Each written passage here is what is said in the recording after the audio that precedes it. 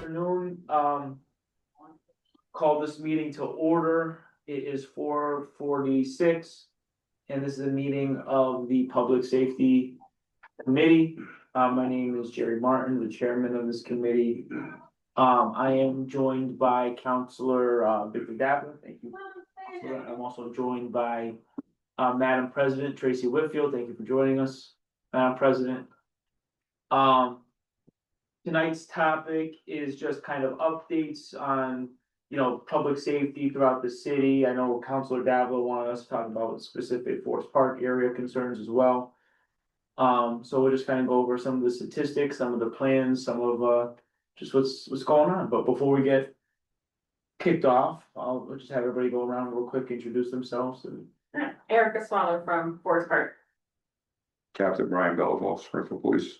Sergeant Dave Robillard, Springfield FIU. Sergeant Daniel Johnson, C3 Forest Park.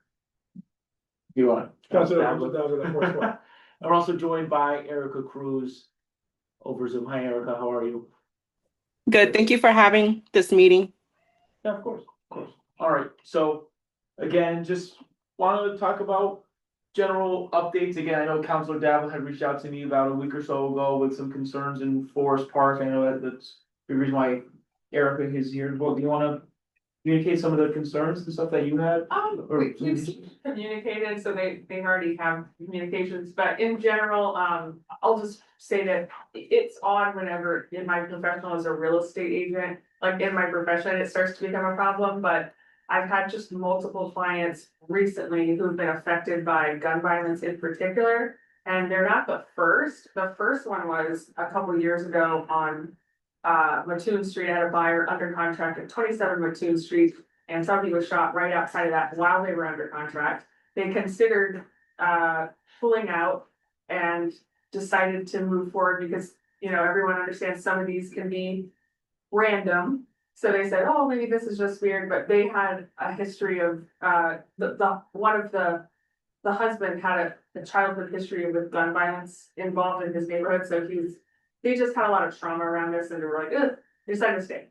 Okay, so then we have at 66 Fairfield, I listed that, and then just a couple months after that buyer purchased it, now somebody is shot and killed out right in front of their house at the one right across the street. And they helped clean up the blood on the sidewalk that evening with the family and friends of the victim. And that was heartbreaking to hear about and I live 3 blocks away from there.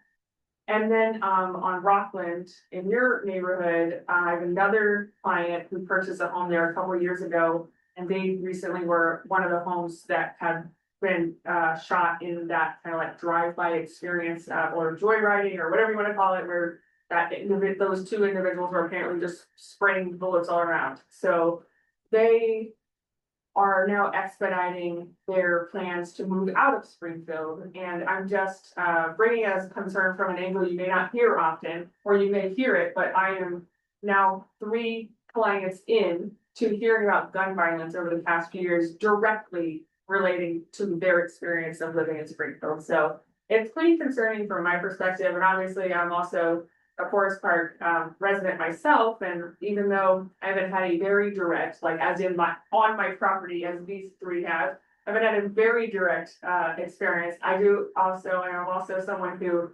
experiences the idea, like the things that happen when you have gun violence happening in your own neighborhood or city, in things like I'm a woman and I'm not going to go walking through Forest Park, if I don't feel like there's people around. Things like that, I don't feel safe in a lot of places because I feel like I could just be a random victim, not because there's just rampant people against me, but I could just be standing somewhere and accidentally be a part of violence. And specifically gun violence is super scary because it can happen so fast and you just don't know. So I just am seeing all the fear from people that are close to me, people that I serve, and my main feedback was those individuals, not the first one, because that kind of just went and gone, but the more recent ones, I think that the Fairfield was very quickly resolved. That was really positive. The DA announced it. That is a great experience, I think, or the best you could possibly have in a horrible situation like that. There are other instances, where it's a little less easy, and I understand the difficulties from the investigation side to the on the ground side, but I would just say the feedback from the people who live in those places, you know, and include myself, is that they don't know what they should be doing, like they didn't get any feedback afterwards, like their house is shot up or something happens and they're just kind of like, okay, so what do we do now? And you know, I did hear, I can't remember if it was from you or from somewhere else, but someone had, oh, it's you, Jerry, you told me about the car they should be looking for, and sure enough, they had cited that specific car driving around. It was the day, but the day before you told me the car description, but she was outside gardening the day before, which she did see that car being suspicious. And she was like, oh my gosh, I was outside gardening when that went by. So it's good that they eventually got the information, and I don't think that they've spotted any further, but there's just a general, and then I did bring up in my emails, with you, Sergeant Yes. Johnson, that, myself, I am still, this isn't gun violence, this is just general murder, but, I'm still kind of, there's a big open question to me regarding the two women who were killed seemingly out on recreation, one on the Riverwalk and one, on Trafton Road in Forest Park. The fact that those are seemingly cold cases are, and with not any updates ever since they happened, is another example in the community where that is just very scary to know that those things just seem to go unsolved. And it is not like, what can we do? But those are just those instances where there's no update. And then you're just like a year down the road and you're like, okay, well, we just live in a violent community is the takeaway. Like, you just gotta be careful. You just gotta not do certain things. And that's everywhere, especially in cities, but it's tough whenever, as a real estate agent, part of my job is to help people acclimate to a place. And when it's my home and I'm like, I actually, you know, I'm not allowed to talk about violence or I'm not allowed to talk about crime. So it becomes very difficult when somebody asks me things like, is this a safe neighborhood? And I can't really tell them. I was like, go look at these stats. And then they look at them and they're like, wait a minute, there was a murder? What is going on here? So just bringing some personal feedback, and I don't know how to solve that, but I do feel a lot of people, they feel reluctant to even try to get involved in a meeting like this because they feel like it's just been going on and it doesn't improve. So why should we even be talking about it still? I think there's a little bit of kind of like apathy in the citizenry of what can be done here, because this is kind of just how it is. And, you know, Councilor Dabble, I know, you know, even talking with Erica and myself, particularly as it relates to, you know, Ward 6 and the Forest Park neighborhood, is there anything else that you wanted to kind of add to or narrow down? With the officers? Sure, and I'm sure, I believe the captain has some statistics to do us in a little while, that's my understanding, but I think I want to piggy off on what something that Erica said that already is true, that these things happens everywhere. It's not the same when it happens at home, right? And so you could make the argument that it's happening all throughout the city, which it is. But we can never give up the quest of making the city better day by day. And not only, I know, in my opinion, the police department are doing the very best that they can do with the manpower and resources that they have, but also the prevention of it. We cannot expect the cops to solve everything, we can't. And so prevention, our brother Nasir is here, and he works with youth, welcome brother. And so I think that, Councilor Martin, that we as a city, we need to have really start figuring out how we can be more preventive, particularly with youth. I know some cases every case is different. The one that Erica was talking about, Trafton Road, all I can specifically address that is that my understanding that's still not an investigation. And so the cops can't really say much because they don't want to compromise the investigation. And so we want the person to be caught. And so it is frustrating for them as well to sometimes keep them to the home, you know, and so, but I can assure you that it's still open and they will not give up. Okay, so yeah, so that's just kind of like an initial intro on my thoughts. And so, yeah, thank you. No, thank you. Councilman. Before, pass it off to the officers who are joining us here today, I'd like to acknowledge Councilor Mallow Brown. Also a member of the Public Safety Committee. Thank you for joining us, Counselor.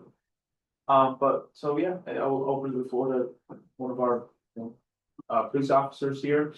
Anyone wants to comment particularly, just like as relates to Forest Park, any statistics or any ideas of what's going on? Well, Some of the incidents that Erica or. first and foremost, I'd like to say I appreciate your concerns and it would certainly seem that it is unfortunately serendipitous, your proximity to the events that you are relaying. Obviously, I would hope that's unique. But again, your scope within the city and your reach within the city, as far as those that you do deal with, it would put you in a position better suited to have more contacts per se. But again, unfortunate nonetheless. With regards to and to Councilor Martin's or Councilor Davila's comment with regards to the ongoing investigations that you highlighted, I would be doing a disservice to our detective bureau, our investigators, to offer any sort of commentary on those at this point, other than the fact that we don't give up on anything.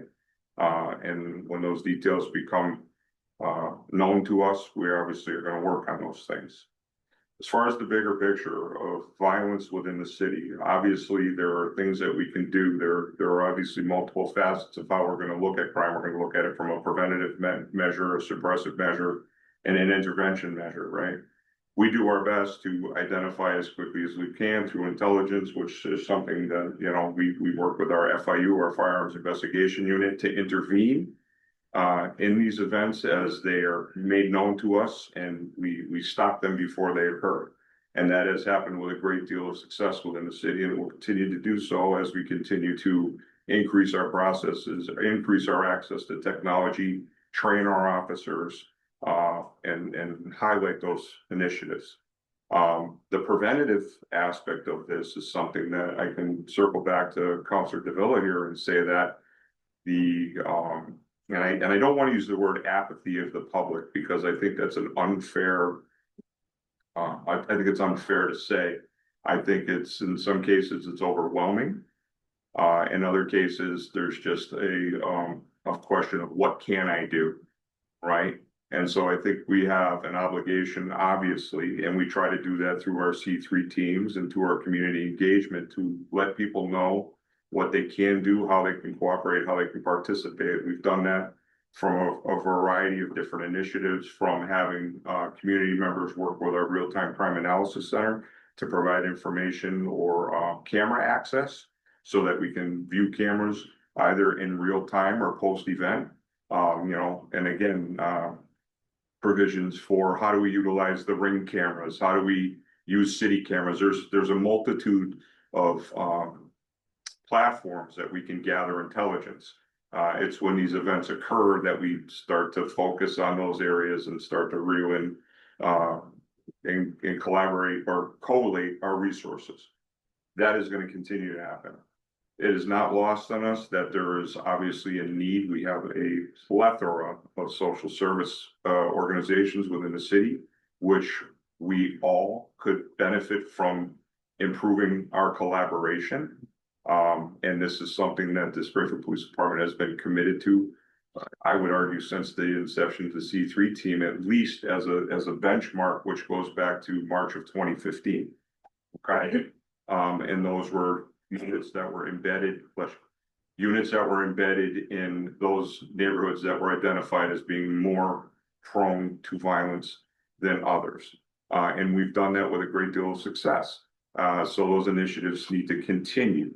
But it does not mean that as we find more organizations coming forward and wanting to work with us to intervene, to provide upstream detection of violent youthful offenders, and that we're trying to do our best to get into those systems and provide them services outside of enforcement.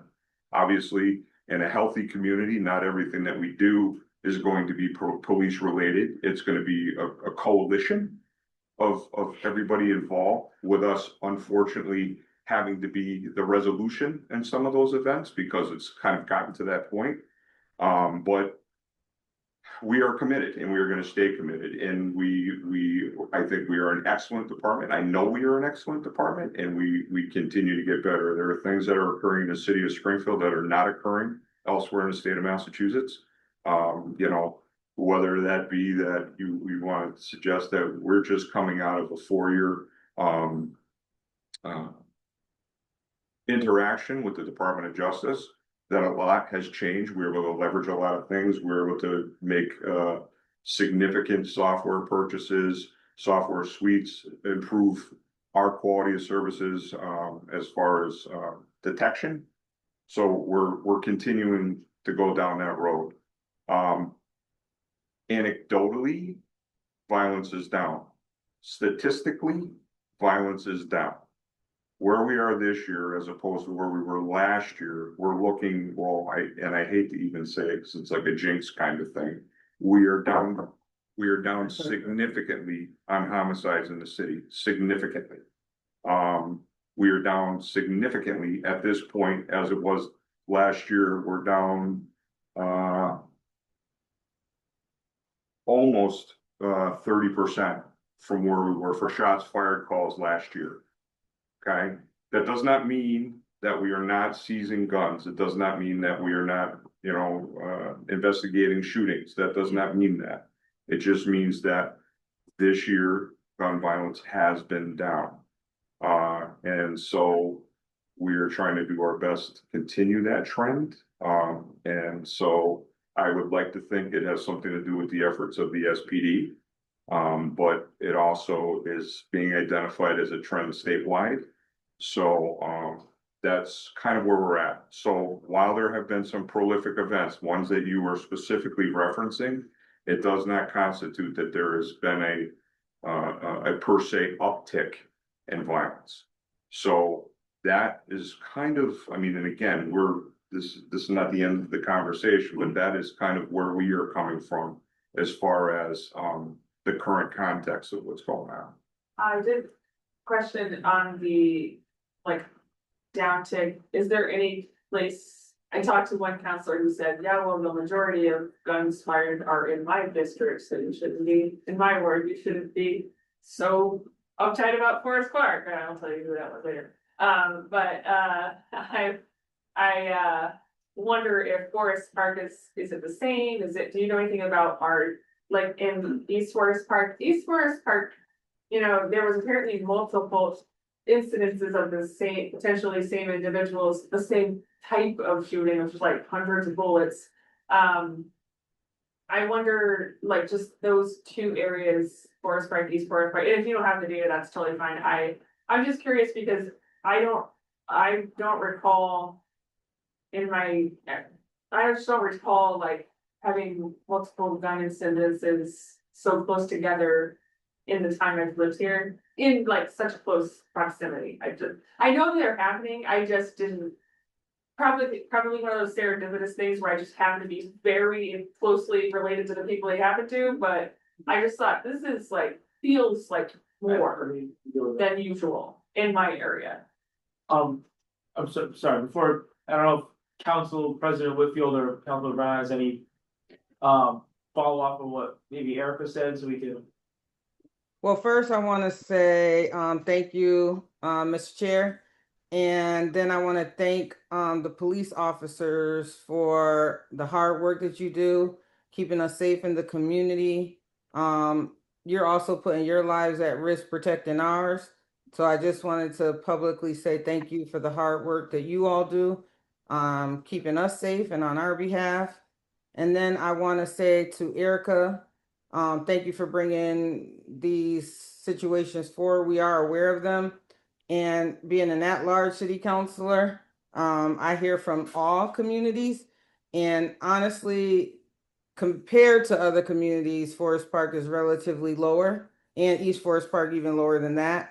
But I'm not discounting or discrediting anything that you're saying, but it's important. I wish that there was no gun violence anywhere, right? that's just really not where we're at. Hopefully we'll get there one day. Prayerfully we'll get there one day, but we're not there right now. So I'm not discrediting anything you're saying. But I have some statistics because I'm always looking at gun violence, and that is something I've looked at since I've been a city councilor and before. And it's been a big, big platform or problem in my community because I'm directly impacted. A lot of the young people that are getting killed are my kids' friends. They're friends of, they're kids of my friends that I went to high school with. So I know them personally.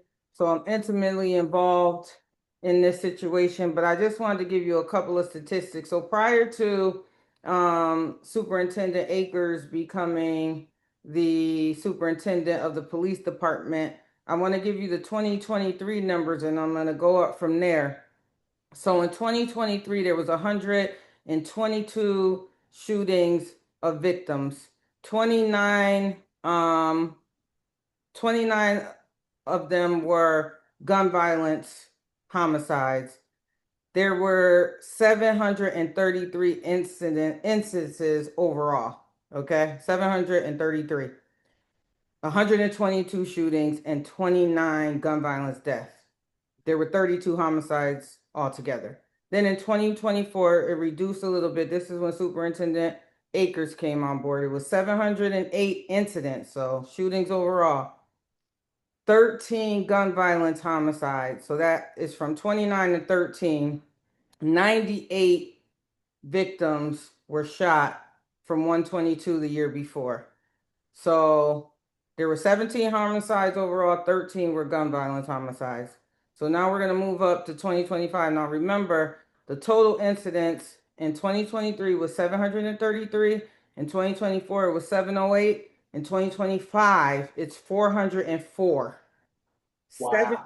Yeah, so that is a significant decrease. So I'm just saying this because the police department is working hard against gun violence, and we always hear that gun violence is on the rise. There's an uptick, there's this and that. And so I just wanted to give you these numbers just so that people are aware that what's being put out in the universe isn't necessarily true. And we know one homicide is too many, but I just wanted to give you these numbers. So 2025, 59 shootings of victims. 10 of them were gun violence homicides. So we went from 29 gun violence homicides to 13 to 10.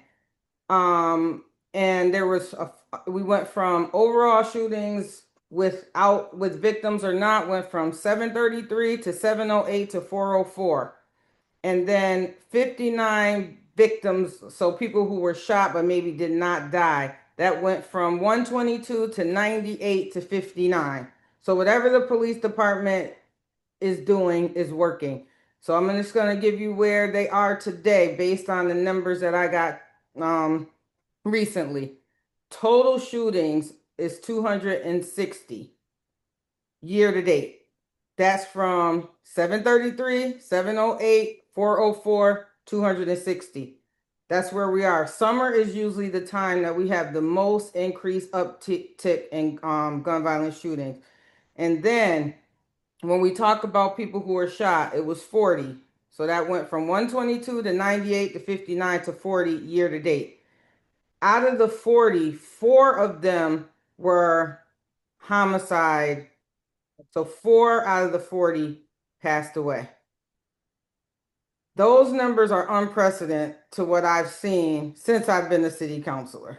They are the lowest. I don't want to jinx it either. I don't want to jinx it either. But I just wanted you all to know that the police department and their strategies and what they're doing is working. I am the co-chair of the Mason Square C3, so I hear a lot of what happens in that community as far as crime. We haven't heard of a lot of gun violence homicides as of lately, and maybe that's because it's 4. And like I said, 1 is too many. We know that. The question that I have, or the suggestion that I have for the officers, is this. I get a lot of calls from the families of the victims of homicide that they cannot get in touch with whoever is investigating their relatives case. In my instance, I get a lot from mothers that are my friends, and I don't really know what to do for them. And they say just because I listen and I reach out and I get someone to get back in contact with them means so much to them. Even if the answer hasn't changed, even if you don't have any more information, it should be a rotation that these families are contacted to let them know that police still care. We're still looking into this. We have not forgotten about your family member.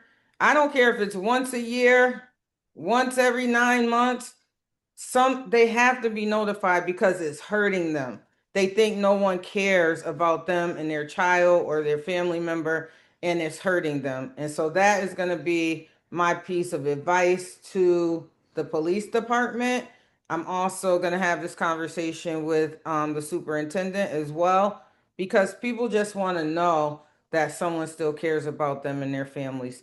And so I just wanted to give those statistics, Chair Martin.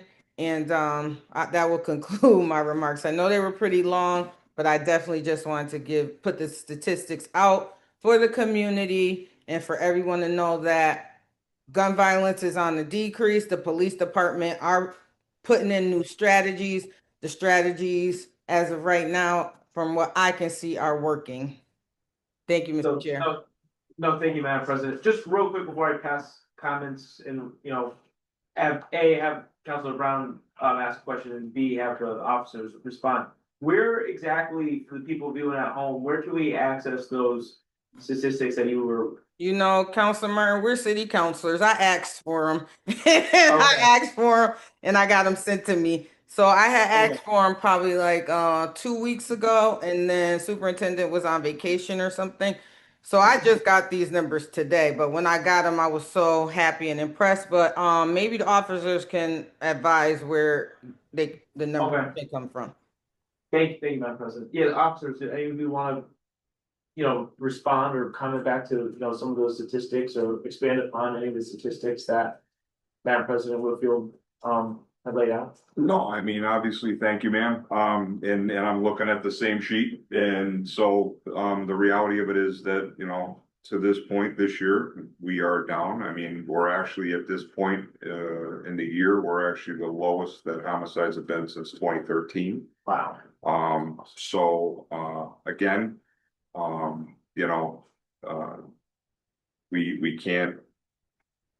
we can't fight the data per se. I mean, it is showing the trend that is supporting our efforts.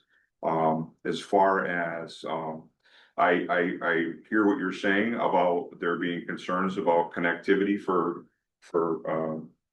victims' families, and obviously, in his absence, I will certainly say that I will pass that along to Captain Duda and his unit.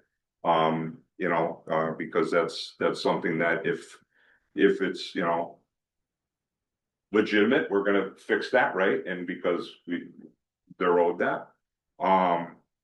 But there's really, again, any one shooting, any one homicide is too many. And we're not gonna, the best that we can do is improve our response and improve our investigative processes. And I think we've done that and we've been effective.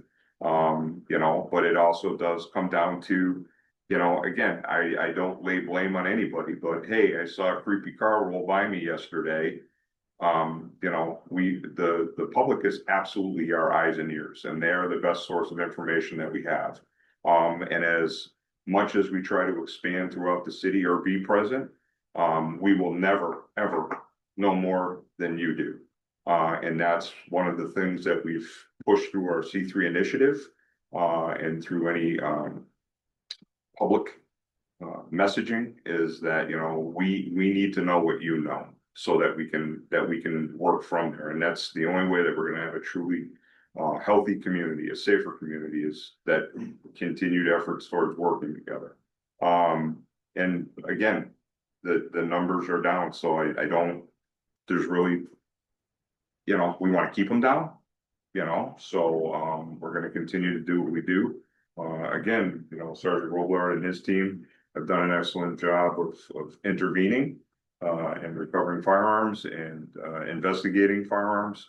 And then, units like Sergeant Johnson and the C3 policing units, we're going to continue to expand those efforts. And as far as, not so much personnel, but resources, availability. And so.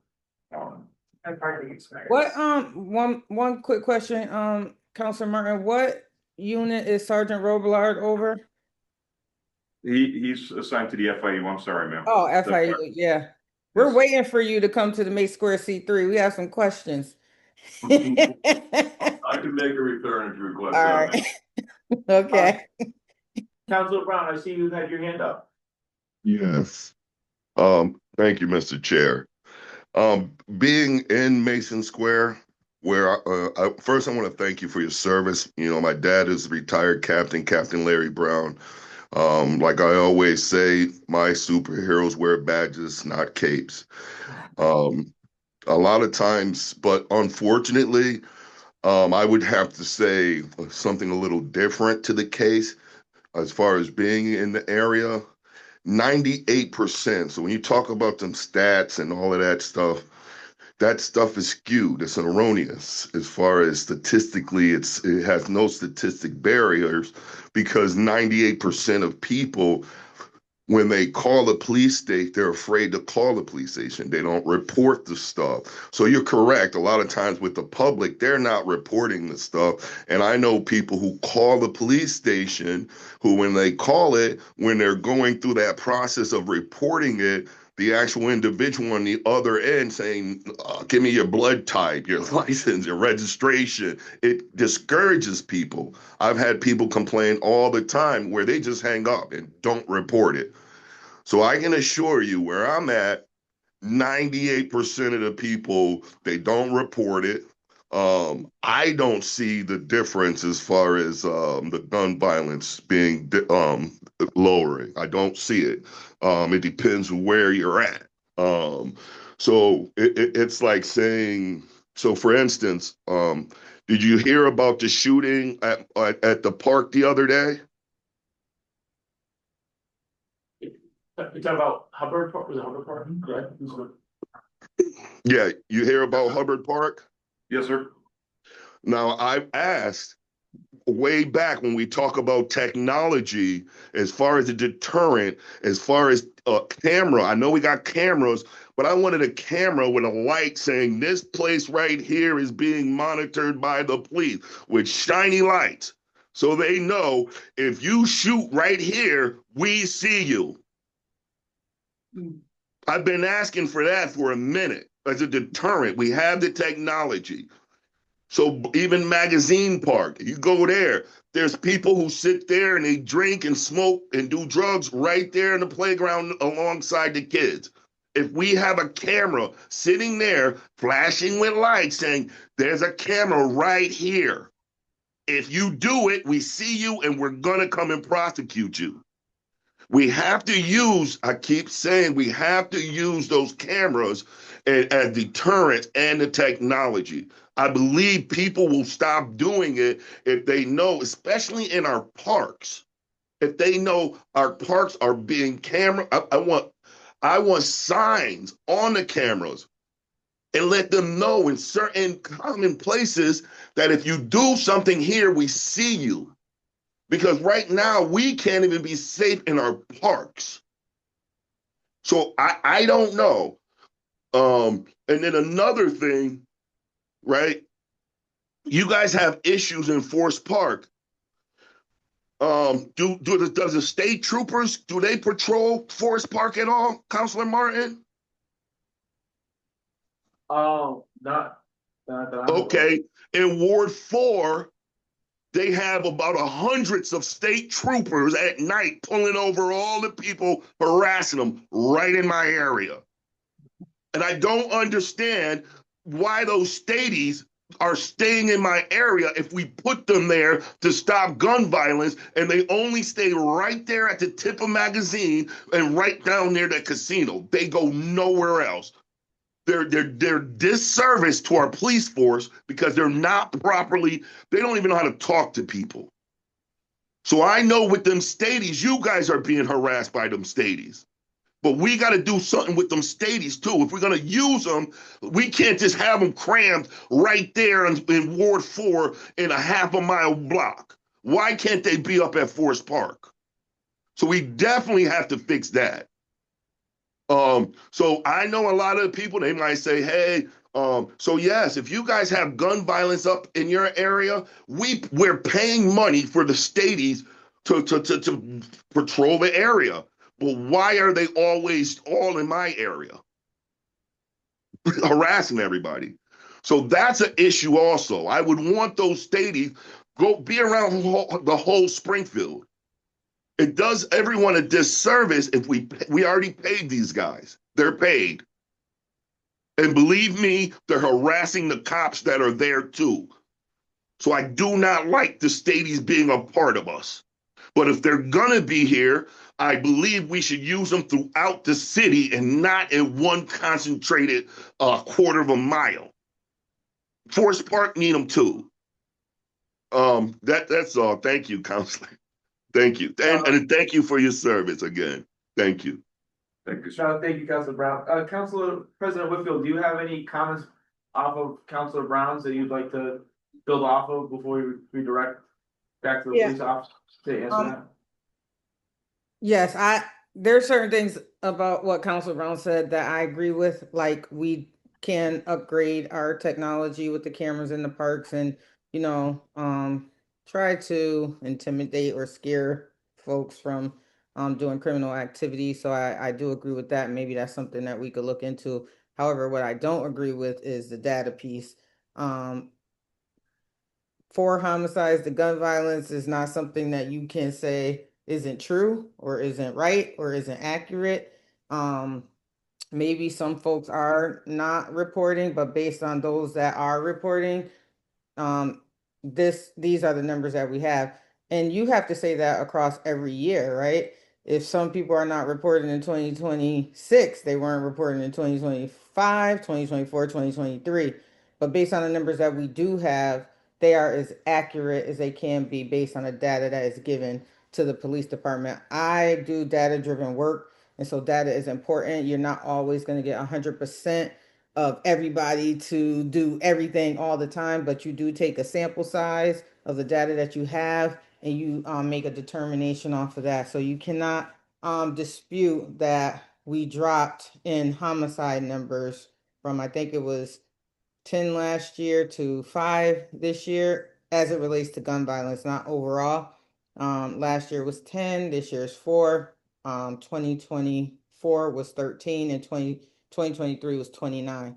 Those are indisputable facts that we have. So while I do agree with using more technology to capture some of those that are doing the offenses, I just don't want to put it out there that the data is inaccurate. The data is as accurate as what we get in. So it's skewed, like all data is not 100%, but it's accurate. 4 is 4, 10 is 10, 13 is 13, and 29 is 29. Thank you, Councilor Martin. And Thank you, ma'am. for the record, I never said it wasn't accurate. All I'm saying is if you go with the information, the information sounds great. Yay. But if you go and you knock on the people's doors in my area, they don't care about them stats. If that's the stats, and that's what they're saying the stats are, it's still not good enough in a way where people where I live at are afraid. Just like when we talk about statistically, when they talk about lowering the taxes, they said we statistically. Afraid I'm not. or unafraid. I'm not I wasn't talking finished. about that. I wasn't I'm not talking about finished. their perception. I'm I not. was talking about the data. I'm not finished. I'm not finished. I'm not finished. I believe Councilor Martin is the chair, And he I gave me the believe you floor. weren't called on. I was speaking and you weren't called on. You got off of I mute and know, you started but talking. So don't talk to me I about don't want to be procedure or protocol. disrespectful. I don't I want to don't be want to be disrespectful to disrespectful Counselor either, but don't Martin. talk to me about procedure and I, protocol if you're not Counselor following Martin, it. Counselor Martin, can you Councilors, give yeah. me the floor, please, Counselor Martin? Councilor Brown, you have the floor. Thank you. And like I said, not trying to, when you talk about when you talk about the stats, we have stats saying we did the best when it came to lowering the taxes. But if you went to ask people, they're not happy. So statistically, yeah, we might be doing, yeah, a great job, no more murders, but go knock on my people's doors. And I can assure you they don't feel safe. No one's clapping. No one's, I know it's still a work in progress. I'm not saying that the police aren't doing a great job. But what I'm saying is, it's still we're far away. It's not getting easier. It's going to get worse. We're talking about kids now. Back in my day, you had to worry about kids carrying knives. These kids carry guns with switches, advanced weaponry.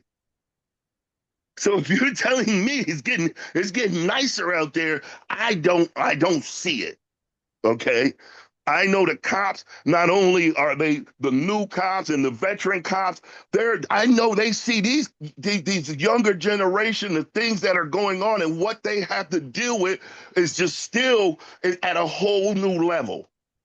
So I don't know, but when I can go any person if you can go to any person in my area and knock on their door and say, hey, do you think the crime has dropped? You can get one of them to say yes, I'll give you $1,000. All right. So yeah, Council President Whitfield, did you want to respond? I think you. No, I'm just gonna take him up on his offer and I want my money. I'm gonna knock on the door and I'm gonna ask some people. And okay, if I get one person to say they feel safer in your area, I want my $1,000 and I'm okay, coming for it. okay. All right. Councilor Davila, did you want to make a comment? Sure, thank you, Mr. Chairman. I just have a quick question for the captain, but before I do that, I wanna address, Erica for a second, what you said at the beginning. Erica, that, you definitely do the right thing, Erica. You are fighting for your neighborhood, fighting for the street, for your house. And so don't let anybody tell you otherwise. Because that's where we make true changes, starts in our streets. I personally, I'm on the mindset, and I say this for you may break into my house. Good luck trying getting out. That's just me, right? And so, you're doing the right thing. And when it hits you close to home, I don't care what people say, it bothers you. It doesn't mean you're not sympathetic or pathetic as to what's happening somewhere else. But it's home, right? So that's one. Two, Captain, I have also heard, just piggybacking off what Councilor Brown has said in the past. I've been here for a while, kind of like similar complaints of the state troopers, which I know they're given to us as a compliment to help us out, and we're very grateful. But I have heard that before, they're being concentrated in one area. And I've heard it not only from residents, but from cops themselves. The approaches and they say, but that's going to be. And I get it. So I am not the superintendent. I am not the state police superintendent. I don't see it on the briefings. I don't see it on the deployment arrangements, but just bringing that back to you. There might be a legitimate reason, Captain, to what has happened. I don't know, but I think it's something to maybe bring up the chip. Well, of course, because it would be unfair at this point to speak to the deployment strategies of the MSP, but. Right, and so I'm sure there might be a perfectly legitimate reason for that. But we don't know until we bring it up. Also, I want to ask you, Captain, obviously the numbers are down and, I'm not gonna sit here and cherry pick because the numbers are the numbers. I also think that Councilor Brown said, to me, people have become more blunt, more in your face and gonna do it. Classic example. Listen, I believe that if you wanna go home, and you wanna wear one of those big masks and fill it up with weed and call yourself Chin and Chong, I really could care less. However, once you put it into the public domain, I'm going to care, and I'm going to care a lot. About 2 weeks ago, I literally yelled at somebody who just sat next to a daycare and he's rolling off the joint. And he saw me. And he says, "Oh, boss, good thing this is legal."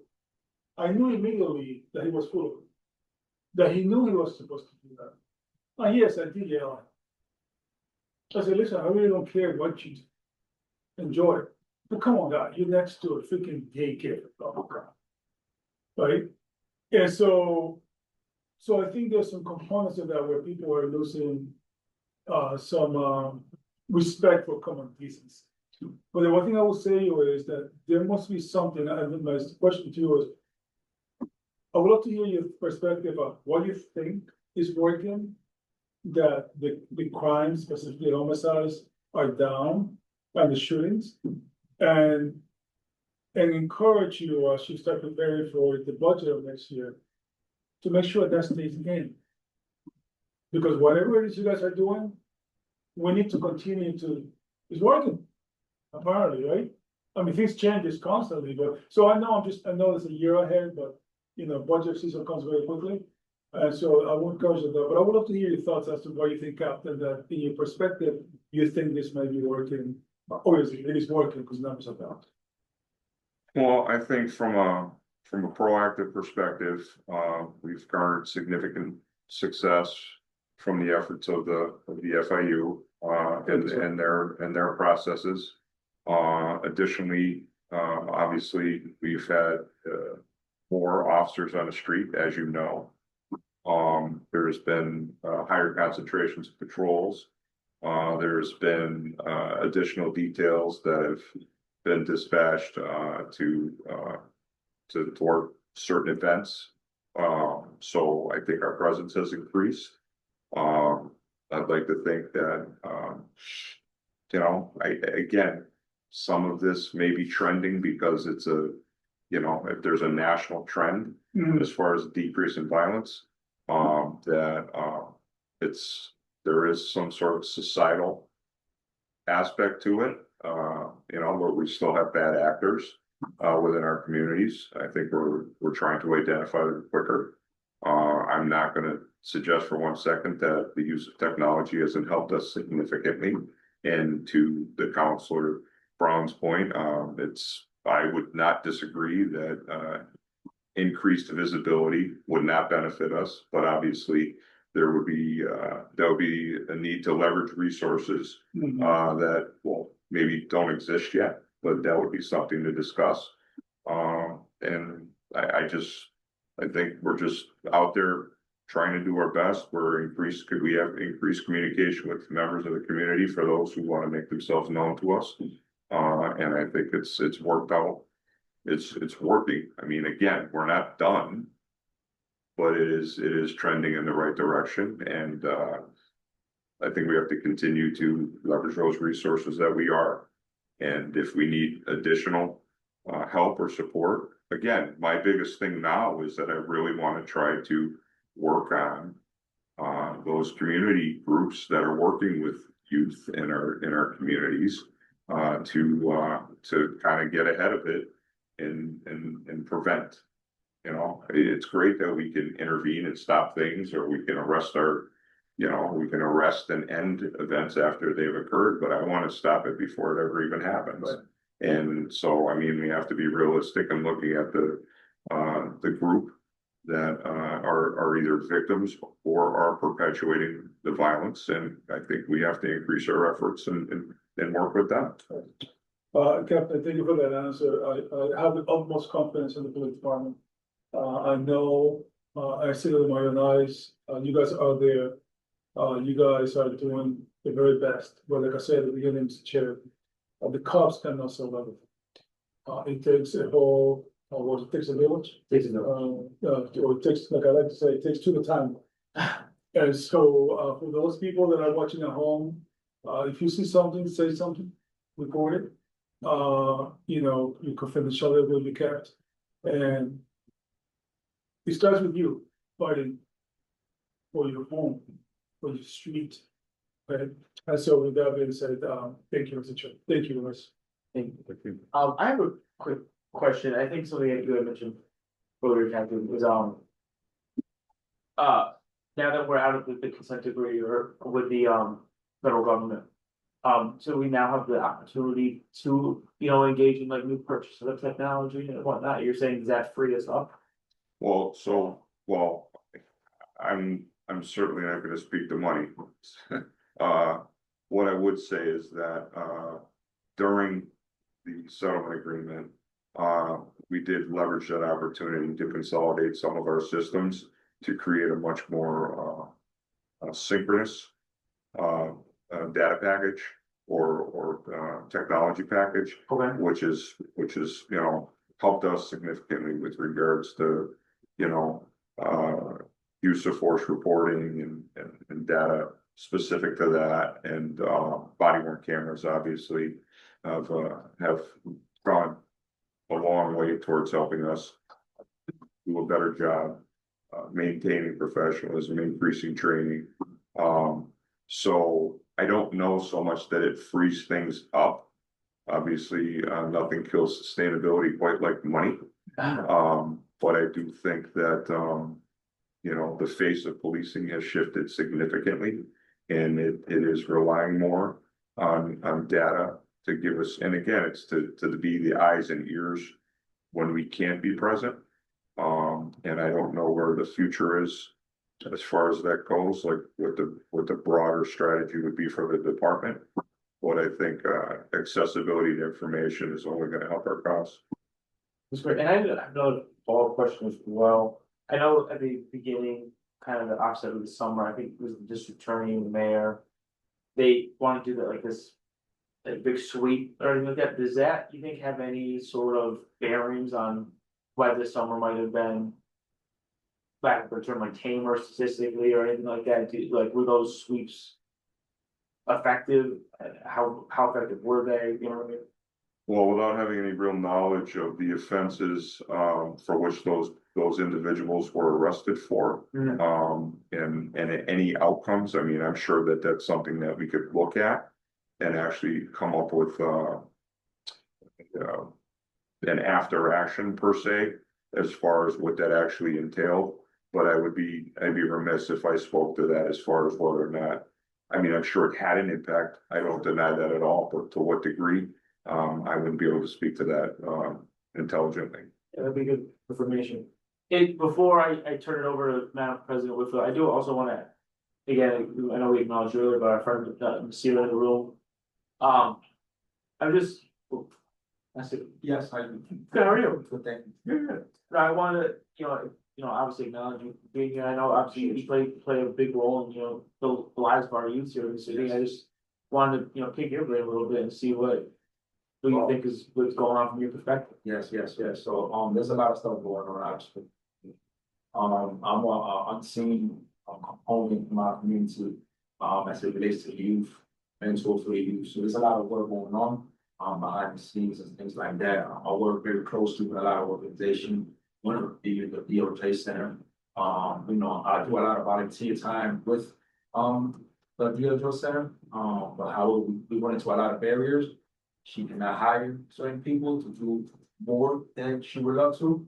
However, we doing a lot of street work, a high risk interventionist. So a lot of people call me, like if there's some such situation that might take place, they'll call me. I get in contact with the individuals and try to resolve the problem with zero violence. That has happened in the past and as well. So there's a lot of stuff we want. It's great. Yes. Thank you for coming. Madam President Whitfield, you had your hand up? I just want to thank Nasir. Yes. Thank you. Like, you've been out here a long time. I've called on you before. Want to thank you for the street work that you do, because that's difficult, is like getting out there and being out there and talking to these youth and even sharing experiences that, we all have had experiences in our lives. Some we might not be proud of, but we turning it around. And when you reach back and give back, that is like one of the most important things that you could do. So thank you for that. I wanted to let Marlo know he owed me $1,000 because I got a text from Shirley Stevens that she feels safe. She lives over by the Roosevelt Ave area, and he owed me $1,000. Gotta make sure she ain't smoke crack. She's not. I know her. She's a realtor. But she said to get my money because she feels safer with the police being out there, more visible. She walking around and things like that. She said she definitely feels safer to get my money. So I wanted to come online and say that publicly to you, so it's on record and everybody knows you owe me $1,000. It's so silly. Councilor Brown, I saw your. Yes, I want to reiterate what my colleague, Councilor President Whitfield said. Nasir, thank you for the work that you've done. I think as far as the police, so you see the police there, I would definitely recommend you guys work with this young man. He has the ears of the streets. A lot of time there might be a gang war about to come and they're shooting and killing. He can actually go to a lot of these people and stop them from doing it. So he's somebody who you would want to know and work with. Fantastic, been doing it for a long time. I think a lot of times when it comes to fighting gun violence and things like that, it's a collective effort. So a lot of people like him, people don't really, not everybody knows of his existence. And people like him in their existence because there's a few brothers out there and people out there, sisters, that people out there who are, who combating it, but they don't get the support. And I know it's nothing about the police that's not doing it. I'm just glad that we have a person you can find, y'all can meet and know. He should be somebody who should be an organization funded by the city, the state, to work with the police. There's other people I know. That's really, to me, that's gonna something that's gonna help if we start supporting the people who are right there in the trenches, day to day, day in and day out. So I'm just once again just giving a shout out to Nasir and the work that he's been doing. Continue to do the great work. Don't let anyone discourage you. And I'm definitely a fan and appreciate what you do. Thank you, Mr. Chair. No problem, Councilor Brown. Sorry, I just want to see. And Erica, I know you want to come, but I do see Erica Cruz. Yes. Hasn't had a chance to speak yet. Erica, would you like to say a few words or ask a question or anything? Yeah, I just wanted to say thank you to Nazir too for showing up. I did send him the invite. I feel like he's a very important addition to public safety. He is literally on the ground doing the work.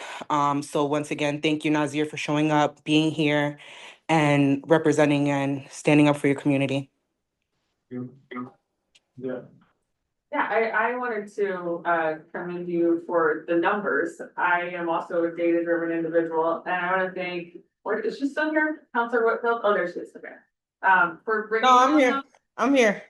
I want to thank you for bringing those numbers, and I also want to encourage whomever might be able to get those out to the public. Perhaps it's the police department, or, I mean, I don't know, you're probably not like, let's go toot our own horns and you want to knock on wood about it.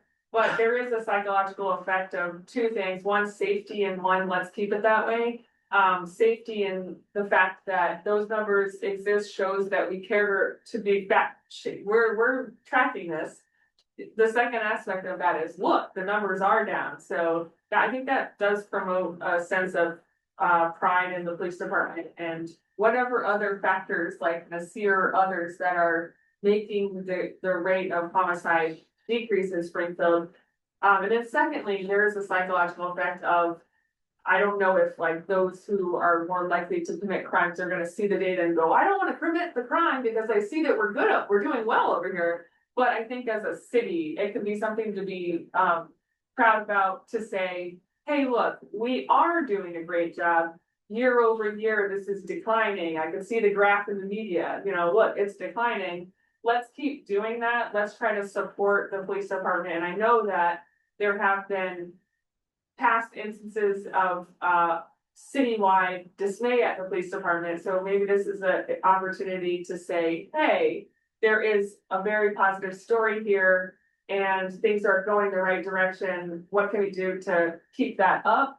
And whether that includes extending outside of what the police department is doing, in that type of kind of like report of, it's kind of like a public report on how things are going. And it's really nice to see those numbers. I don't know if the other topics you would want to, bring to the public, but those are certainly really encouraging numbers. And given the conversations that I brought to you and that I've been having with people I know, I think that they would be, the people I know that are having conversations, and I would hope the people in Councilor Brown's community who you can bring these numbers to as well and say, now everybody owes Councilor Whitfield $1,000. She's gonna have multiple $1,000, owed to her, because perhaps that the people in Ward 4 too could feel confident that things are turning around a bit. So thank you to everyone who brought a lot of intention and data to this meeting.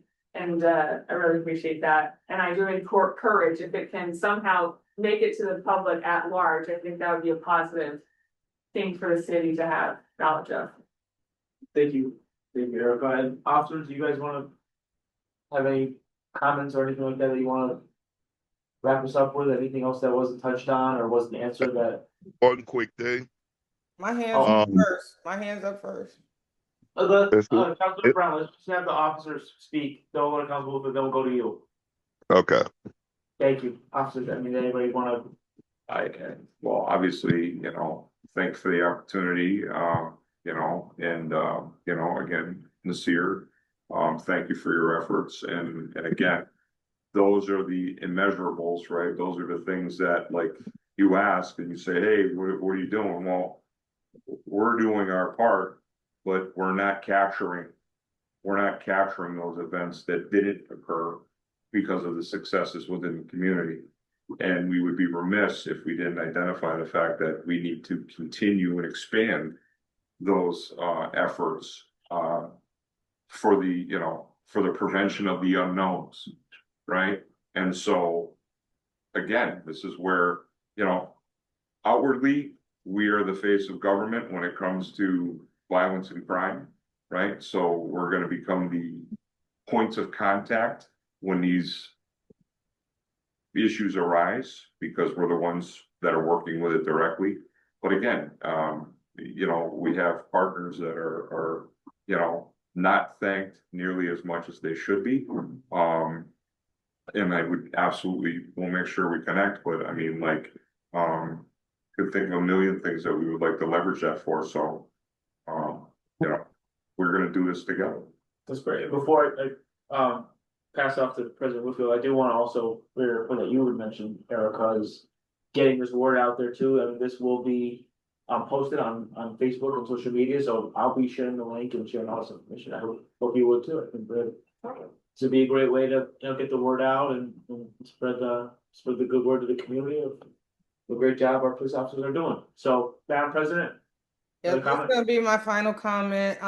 There was a big announcement earlier from the DA's office that 12 more guns are off the street. 28 people were arrested for drug trafficking. So if you all have an opportunity to look at that, I just want to thank the public safety officials for everything that they do for us, because it's important and they're putting their life at risk. And I wanted to piggyback on what Councilor Brown said about funding the foot soldiers. Like whoever Nasir is working with, they should be funded. I mean, real statistics, real numbers, and this is something I really want to go back to the superintendent. So for the officers, the sergeants and deputies, we need real statistics on what the Shannon Grant folks are doing, not just people filling out a document. So they are listing them as like when you do case management, someone might do an assessment form, and then the assessment form becomes part of your data, but you're not really following or tracking the success of the individual. we need to really dig into that data and see if these programs are being successful and not fund the same ones year over year. If they can't show up to the meetings, if they're not showing up to the meetings, because my understanding that Shannon Grant recipients have monthly or quarterly or some meetings that some just never show up to. If they can't show up to the meetings like everybody else and have the same standards, they can't come to the C3 meetings whenever, I mean to the city council meetings whenever we invite them so we can get the information and the updates that we need. That's a problem. And those things need to be addressed, and they need to be addressed in the contracts. If they can't commit to what is in the contracts, then they do not get the funding. You don't just get it because you got it last year. There has to be some different criteria there for the Shannon Grant funds, because it's taken away from funds that could go to organizations of foot soldiers that's out there that's really doing the work, like Nasir's organization. So that will be my final comments. I just want to one more time thank you all, and thank you for joining us. And I have to go now because I need to eat. Thank you, Madam President. Councilor Brown? Yes, thank you, Mr. Chair. I have to agree with Council President Whitfield. She definitely took the words out of my mouth when it comes to that Shannon Grant thing and combating a lot of that stuff. What I do want to do, would like to see after this meeting is to be able to now get up and to figure out the camera setup in the different areas, because this is something that I've kind of wanted to do as a deterrent. I would even look into maybe us looking to find a duress box that we can put into different areas where if someone has an issue, they can push it and it goes into duress and the cameras come on. There's technology out there that we can use as a deterrent, and also use with some of the policing if we got the duress boxes and things like that.